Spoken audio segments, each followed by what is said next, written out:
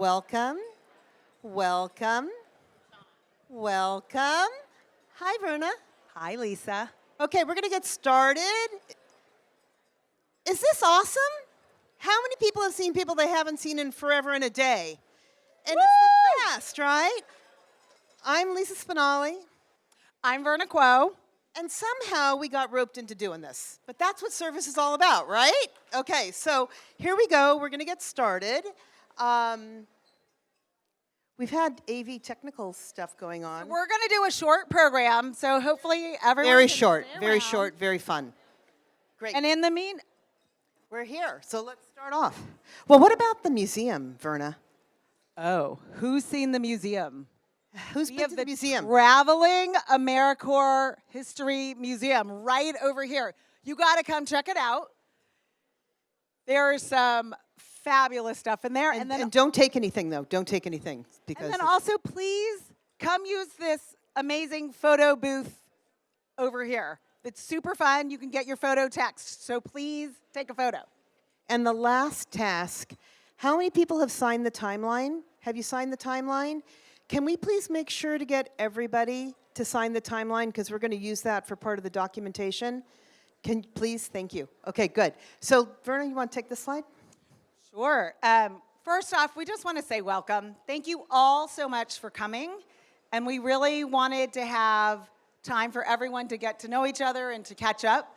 And we wanted to say a huge thank you to our host committee, who has just been so generous with their time and with their pocketbook so that everyone can have wonderful food and drinks, and I hope everybody partakes. Great. Thank you. Thank you. Thanks to all. So we're going to do this all super duper fast. How many people would prefer to be talking to people than listening to us? Raise your hand. Raise your hand. We get it. We get it. But we also know we have so many people here. We want to make sure that we get a chance to acknowledge everybody because it really is it's a village of service, right?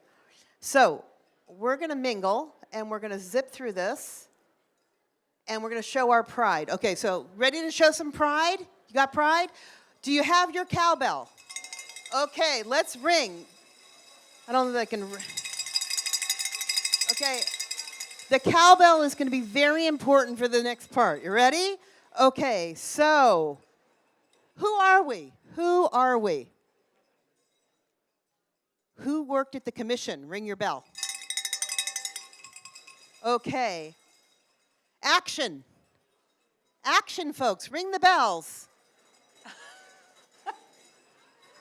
The NCCC. Oh, wow. Verna. And if you were in the second ever class of the NCCC from Aberdeen, ring your bell. Ring your bell. Where's our NCCC Aberdeen? There's 10 of you. I don't know. Where did they go? Maybe they're doing a service project on the GW campus. Maybe. Who knows? Worked in the White House. Worked at any of the names of the headquarters.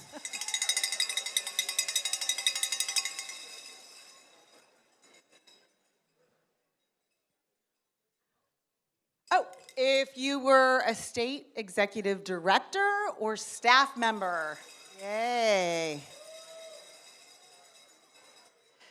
Where are our vistas? Where are our vistas? Oh my gosh. Strong and bold. Awesome. Learn and serve. Yeah. Oh, There let's should be hear a it, lot of let's you hear it. because you had a conference today, right?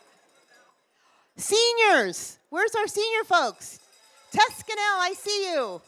Without a bell. Oh, if you were a grantee or you ran a program.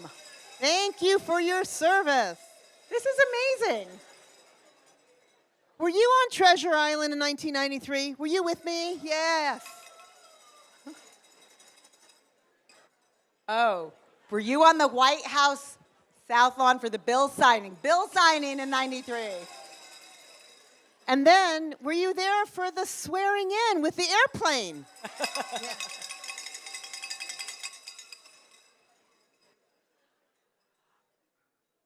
Who here is an AmeriCorps alum? Thank you for your service. Getting things done. Right. Have you ever done a day of service? Ring your bell. Okay, Alan Casey. Alan Casey, I see him talking and not ringing a bell. And I know he's done a day of service. He doesn't even hear me. That's hilarious. Okay, let's keep it going. The next one is, did we miss a category? Did everybody get to ring their bell at least once? Yeah? Did we miss you? We want to make sure we don't miss anybody. Okay. And then the last one. You ready for the last one? Do you love service? So what we're going to do now is, thank you, is we're going to do, Catherine Milton and Peg Rosenberry are going to come up. Let's give them a little cheer.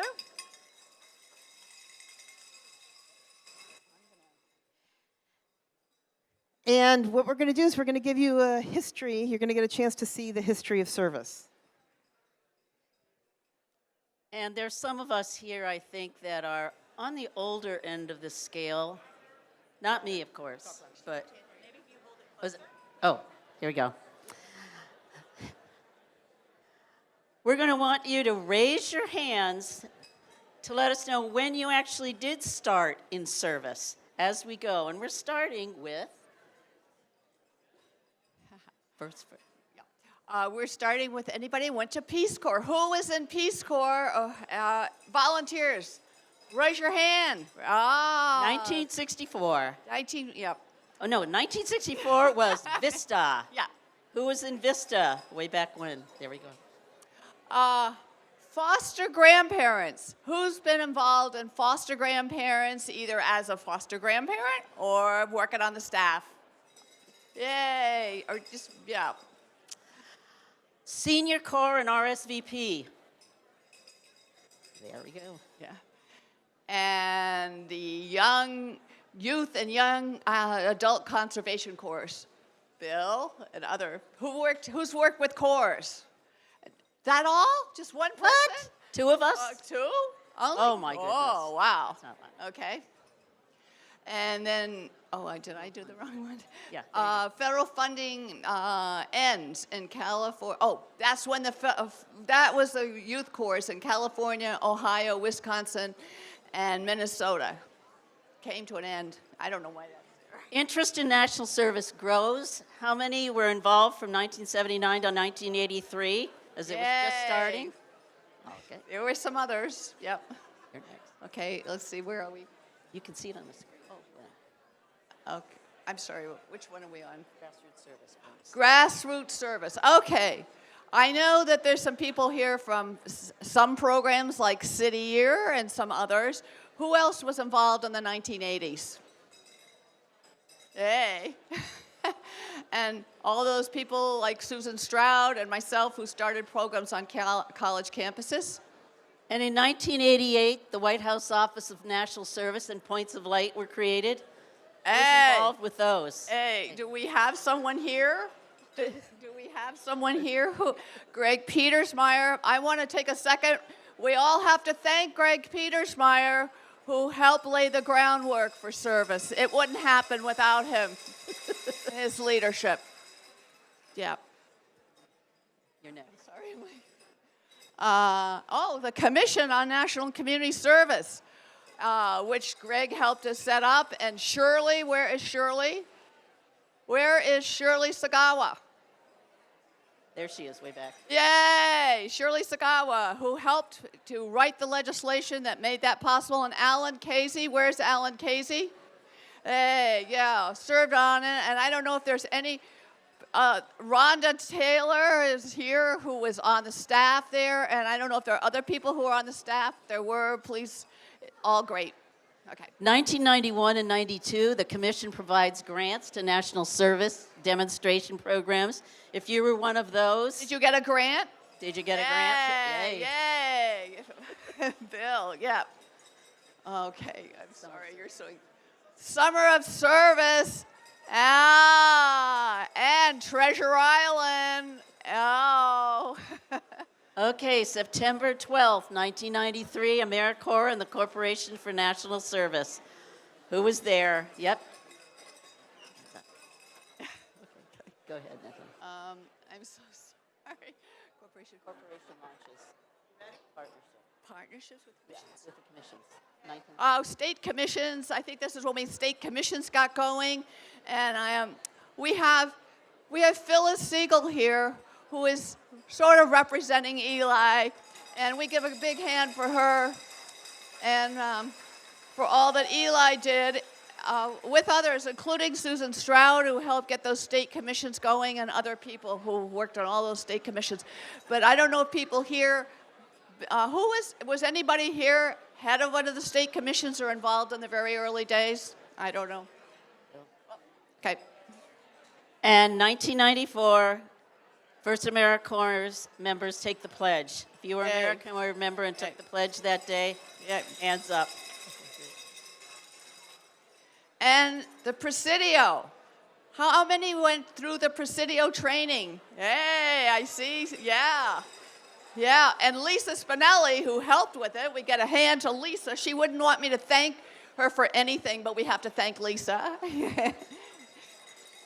And in 2010, the Social Innovation Fund was created. Does Yay. anyone here have a SIF grant, a Social Innovation Grant? I don't see anyone. But that's our timeline, and before we end, I want to say a special thank you to Lisa for leading this effort in putting this all together. And to Verna Quo, And Verna. who has done so much as a planning, in charge of planning all this. Thank you. Okay. So I actually need to do something kind of serious. Can you hear my voice? Is there anyone who can't hear me? I need everybody to be quiet because this next thing is a little bit on this. It's serious. Oh, do I have to do a silly training thing? If you can hear my voice, clap once. If you can hear my voice, clap twice. If you can hear my voice, clap 3 times. Okay, thank you. Okay, so one of the things as we were putting this together, and honestly, Mal Coles, I can see you, like, this is really serious. When we were putting the reunion together, what we realized was we've lost a lot of people. So I really would love the room to be completely quiet.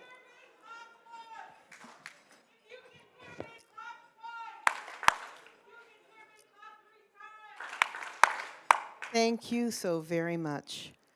So what we did is, and this, we know this list is not complete, but this is who we know, and we just want to take a moment to appreciate and remember those who helped to build this movement. And they include leaders from the field, as well as Corporation AmeriCorps CNCS staff. So just take a second to take it in, take a moment to appreciate them, to thank them. We're here today on their shoulders and grateful for their contribution. And for those who may not be on this slide, please hold them dear in your heart, and let's all have a moment together.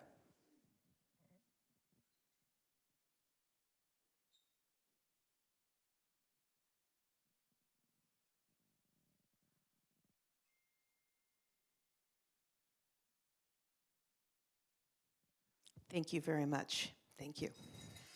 And maybe a jingle bell is an honor for there. Let's ring our bells for them.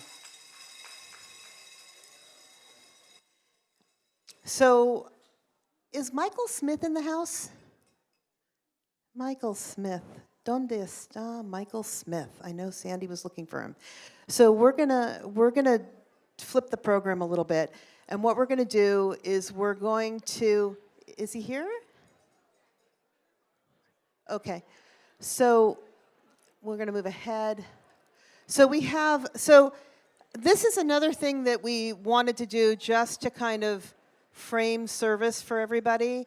We have Bill Basil, Lisa Bishop, and Tanya Cabrera. They're going to join us on the stage.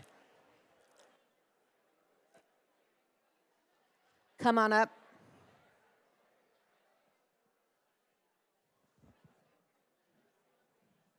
Okay, so I think we're going to make this super short because they're not really interested in it. So, yeah. So, Verna, come have a seat with us.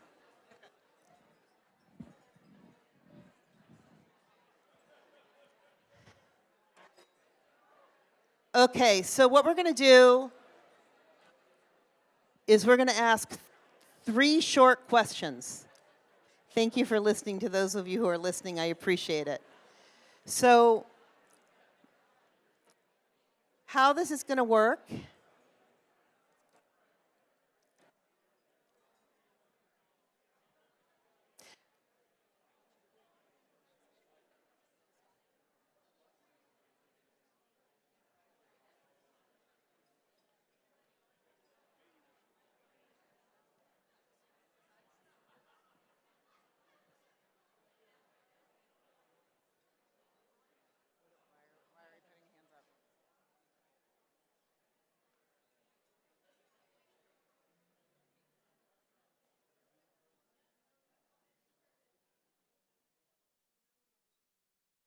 Thank you. So we're just going to ask a couple of questions. We have generations of service on the panel. Bill being an OG, for those of you who know what an OG is, and has had an illustrious service. I think probably everyone in the room knows Bill because he's had so many great roles. I'm wondering if there's anybody who served with you as a Vista Bill in this room. I don't know. Is there anybody? Yeah. And then Lisa Bishop was a part of AmeriCorps from our 30-year history and has an amazing career that's dedicated her life to service. And then the last person, and I think we should do a little jingle bell for her, is Tanya Cabrera, who's currently at GW and serving as Jumpstart. Yay, right? So what we're going to do is we're just going to ask a couple questions just to ground us, and then I promise we'll let you go, and the rest of the night it could be chit-chat with everybody because we know that's what you care about most, okay? So the first question is, when you think about service, where did service really make a difference? And Bill, I'm going to turn to you first. Thanks, Lisa. One of the places that I saw service come to life was just a few years ago, 10 years as a matter of fact. If you can think about 10 years ago and think about something called the Flint water crisis, it was an extraordinary situation that happened in Flint that shouldn't have happened anywhere in the United States. We just heard about it when the city of Flint was required, because of a drop in their budget, to change the water system. So the water that used to come from Lake Huron and the Detroit River now came from the Flint River. No one had figured out what happens when you do that, except when water from a different source flows through lead pipes, the whole community is subject to lead poisoning. And indeed, that happened. Early on in the process, the NCCC came to Flint to help deliver bottled water in the middle of winter. What happened in the middle of winter with bottled water in Flint? If any of you are from Michigan, the water froze. There was no water to distribute. But the NCCC did what a lot of AmeriCorps teams do. They responded to something called cleanup on aisle 5. And that's what they ended up doing. Water was frozen in public buildings and places all over because plastic bottles freeze. The next thing that happened is AmeriCorps members came. And I have to tip my hat to people like Jennifer Bastris Tomasabi, who looked all over the federal regulations so that we were able to get 50 AmeriCorps members out to the state of Michigan in less than 10 days. And I'd also like to tip a hat to Wendy Spencer, who just crossed her fingers and hoped it would work. The challenge, though, was now what? The biggest challenge in Flint that year was kids going to school having to drink water that was full of lead. And so, unfortunately, many kids came to school with already ingesting huge amounts of lead. But it was AmeriCorps members who went in and worked with those children and those students and those families to make sure schools were safe for everyone to go to school, because school was better than being at home, because lead was everywhere. Eventually, the problem was solved in some ways, but I bring this to your attention tonight because when you think about answering the question when you go back home and someone wants to know, so what did AmeriCorps do? I think you can say two things. One, AmeriCorps stood up in the best traditions of America when people needed them most.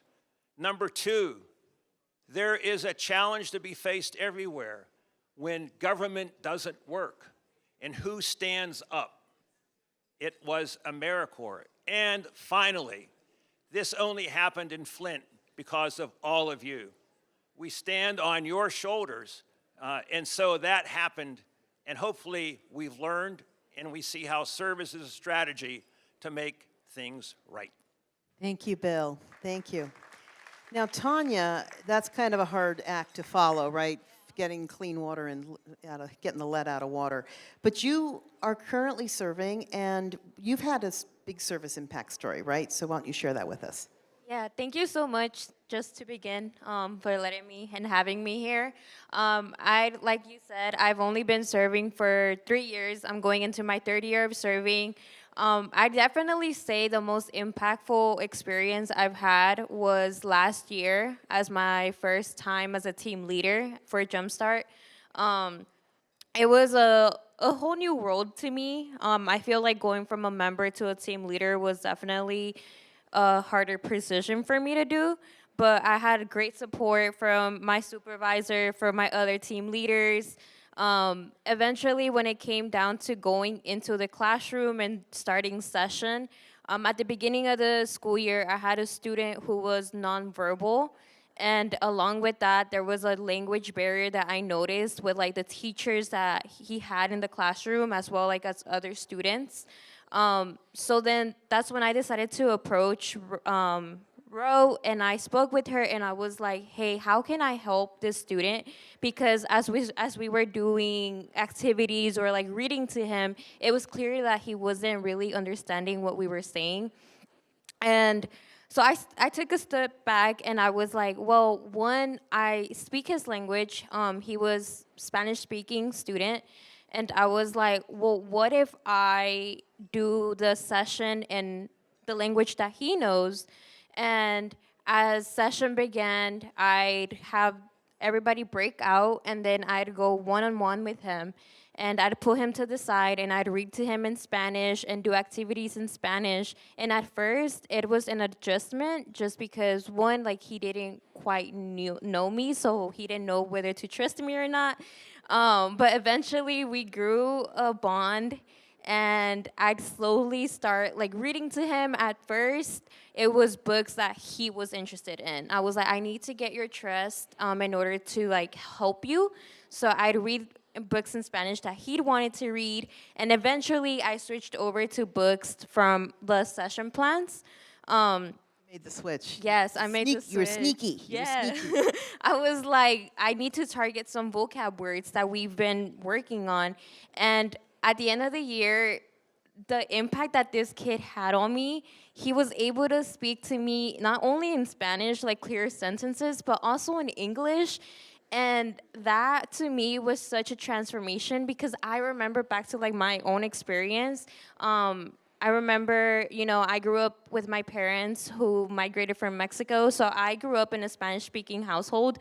And whenever I entered first grade, I made the switch from going from Spanish-only classes to English classes. And I didn't really have the support and couldn't count on people to like help me learn English.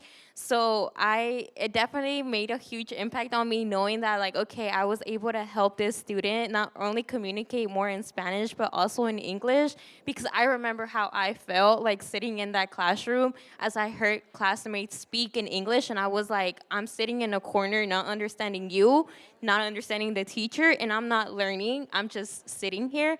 So it was definitely like a moment of like reflection of like the impact that I'm doing with like my service, and it's something that like I care very fond of my heart till this day.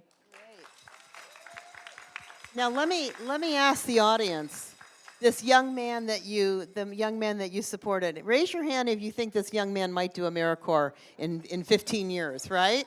Paying it forward, right? So Lisa, just when you did your year of service, did you have any idea that it was going to lead to a lifetime of service? I had no idea.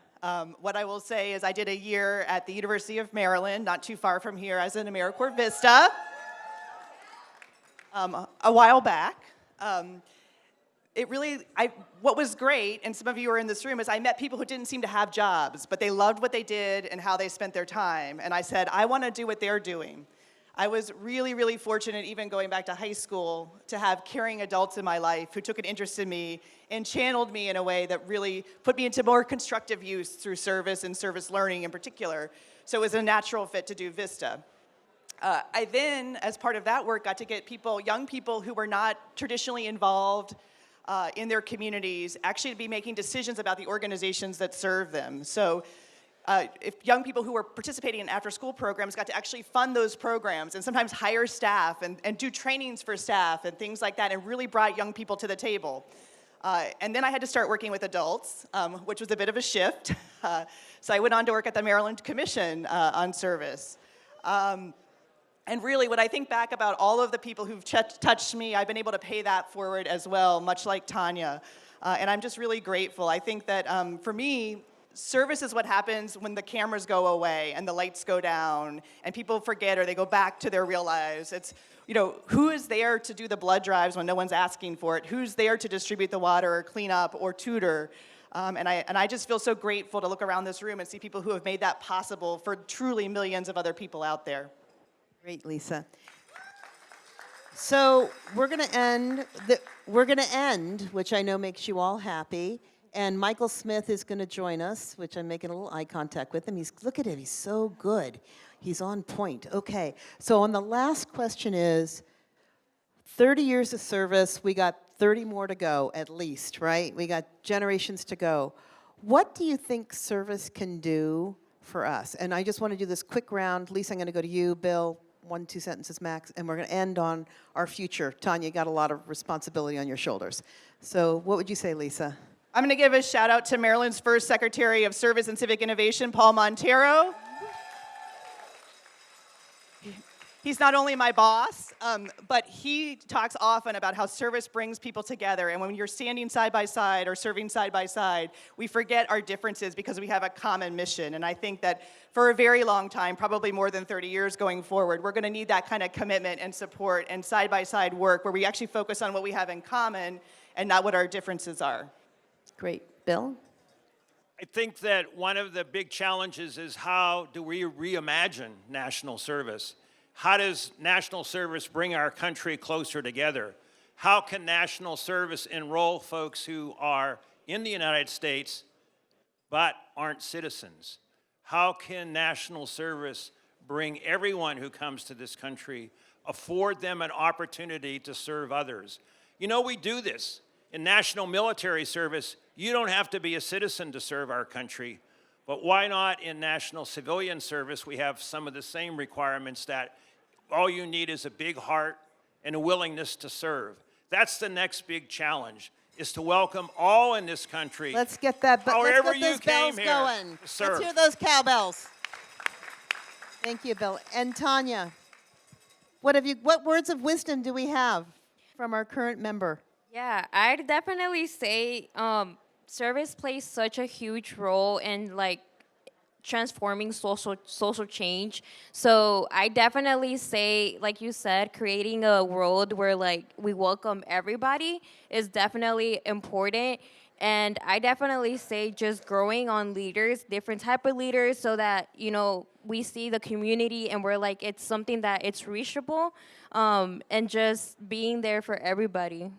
Great, thank you. Being there for everybody. So get your cowbells, clap, ring. Thank you for agreeing to be on our panel. Great. And now, ladies and gentlemen, the man of the hour, Michael Smith. Thank you, Lisa. Good evening, everybody. How are you feeling? Apparently, my voice is not feeling well. When I say fired up, you say ready to serve. Fired up? Fired up? Fired up, ready to drink? No, okay, we won't do that. I'm going to be very brief. On behalf of President Biden and our entire Biden-Harris administration, I just want to say thank you to the warriors in this room, the folks that founded this extraordinary, not agency, but this extraordinary national service movement. I have been around this agency for 20 years and in this job for 3 years. And when I think about what many of you in this room did to go from idea to conception to members on the ground in less than a year, as I have learned more about my colleagues in other offices in the federal government and the red tape that you have to cut through, the strings that you have to tie or untie, I just want to say thank you for what you built, the dreams that you dreamed that turned from an idea to today being 200,000 AmeriCorps members and AmeriCorps senior volunteers serving in 40,000 locations, 1.3 million alum, and hundreds of thousands more seniors that serve every day.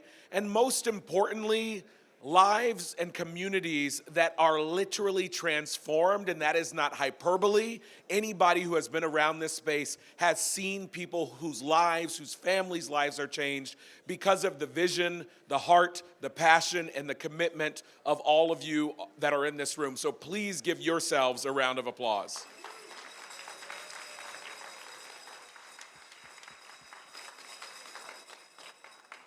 Oh my goodness. And so a special round of applause to all of the current and former program directors that are in this room. Raise your hand. Thank you for what you're doing. And I also just want to quickly acknowledge the angels that are looking down on us. I recently came across Harris's book. And the autograph inside says, "To Michael, who will one day make sense out of service." He wrote that when I think I was 27 years old or something like that, and he was a senior fellow at the Case Foundation. And when he was no longer senior fellow, I took his office. And I know Dan is here, and I think so often, Dan, thank you for continuing to follow in the footsteps and the legacy of your heroic, extraordinary father. Dan, let's hear it for you. And you know, I think about all the time being a kid, and I'm like, oh, Harris, I'll come back. I'll hear that other story later. Yeah, I've heard that one before. I'll come back. And what I wouldn't kill for right now to have another Harris story. Or one of those days when we're fighting over, do we grow the footprint or raise the living allowance? Do we go more into one area or another area? I wish I could pick up the phone and call Harris. I never had the chance to meet Eli Siegel.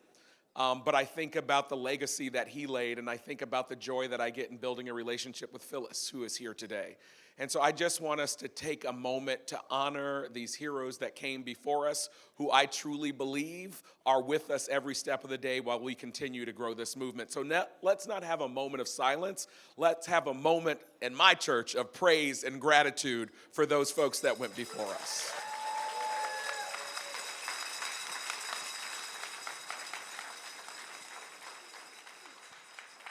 You all know the quote. There you are, Phyllis. Marion Wright Edmond said, service is the rent we pay for living. As I look around this room, I see rent paid in full. And I am excited not only about celebrating the past, but I am excited about what we are going to do. And when we come back 30 years from now, to see how we have not only changed our communities and the country, but the world. So thank you and enjoy the celebration this evening.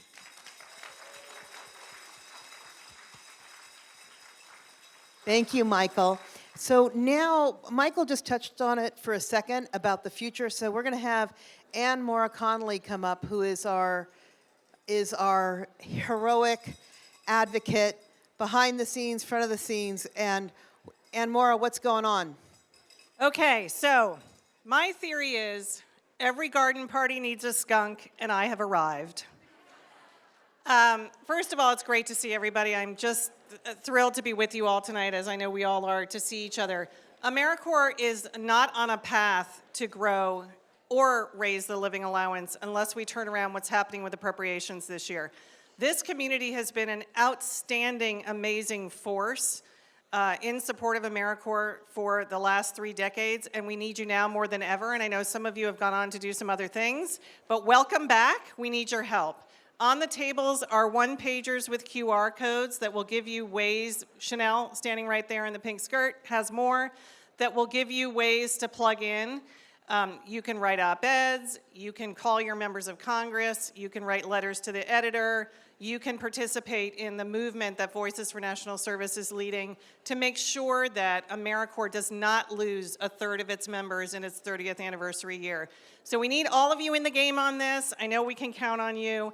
Thank you for everything you've done, and thank you for everything you will do, and onward together to the next 30. Thank you, Ann Mora. Woo!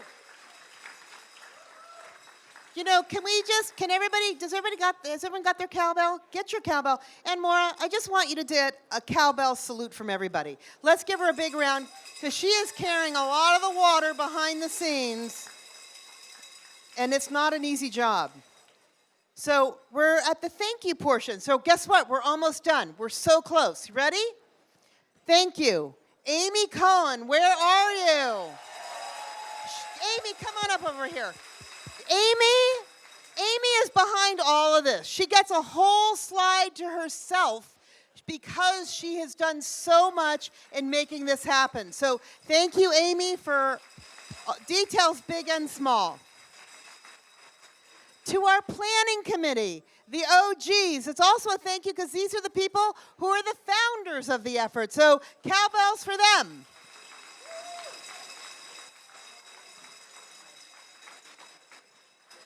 And very important, behind the scenes, let us not miss this opportunity to thank Rhonda. Rhonda, where are you? Rhonda There Taylor. she is. Woo! And then the keeper of the museum and the leader for so many of us, Sandy Scott. Sandy, where are you? Thank you, Sandy. And then a very important behind-the-scenes thank you to Service Year Alliance for being our nonprofit sponsor. And now we're going to close by taking the pledge. Can everybody stand? Get ready. Ready? When I count to 3, we will start, okay? 1, 2, 3. I will get things done for America to make our people safer, smarter, and healthier. I will bring Americans together to strengthen our communities. Faced with apathy, I will take action. Faced with conflict, I will seek common ground. Faced with adversity, I will persevere. I will carry this commitment this year and beyond. I am an AmeriCorps member and will get things done. Thank you all very much. And that is the end of the formal program. Oh, and for those of you, we have 25 copies of Catherine's book, and it is our intention to give... Wait, please listen. Please listen. Catherine has written the story of service as a bipartisan effort, which we need now more than ever. And we would like to give the books to this group of people.